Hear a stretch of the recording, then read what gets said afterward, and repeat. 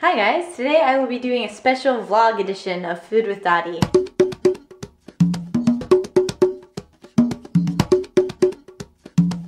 And today we're going to be making a vegetarian shepherd's pie. I'll be using my little vlog camera because I do not have my other camera with me. So this will be an experiment, we'll see how it goes. So the first thing you're going to need is a bag of potatoes. I got some red potatoes, which I'm going to make mashed potatoes with, but you can certainly get the normal kind, I don't know what these are called, like Idaho potatoes. I usually make them with the Idaho potatoes, but I wanted to try something new. So I'll be using the red ones, and I'm not going to peel them because I want some of the skin to be in there. And they're organic, so it's okay to leave the skin on. Basically, you're going to be making mashed potatoes first. So if you like to make it from the box, you're welcome to do that, but I like to use real potatoes. And I encourage you to do that because there's no way the box mashed potatoes taste as good as homemade mashed potatoes.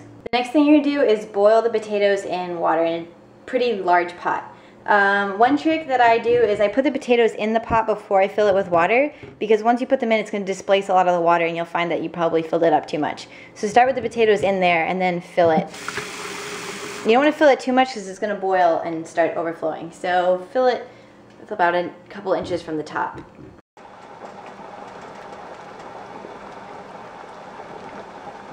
So you're going to boil the potatoes anywhere between 20 and 40 minutes depending on how many potatoes you have and how big they are. But the real way to check and see if they're ready is to stick a knife in one of the potatoes.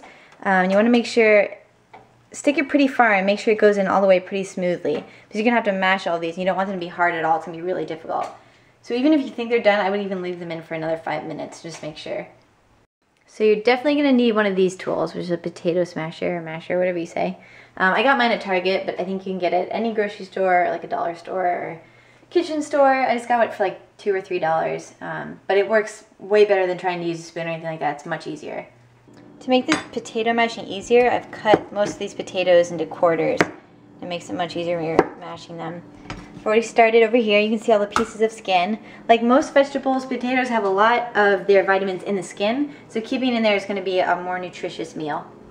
Now that we have all our potatoes mashed, we need to add something to it to make it a little more creamy because it needs to spread over the vegetables in the shepherd's pie easily.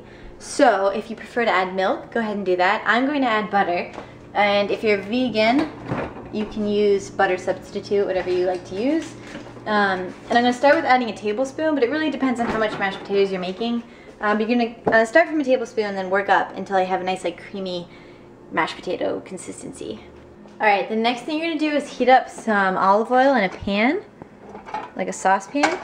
And then we're going to add 2 diced cloves of garlic and then about a half of a white onion. Then you're going to add a little bit of salt and pepper to the onions and garlic, and then you're going to add your veggies, which we got these frozen mixed veggies, and they're probably the easiest, and they won't go rotten because they're frozen and you can cook it later in the week. So I'm going to add those to the onions. Once all the veggies are thawed out, you're going to add 1 can of just generic tomato juice, or tomato sauce, not tomato juice, 1 can of tomato sauce.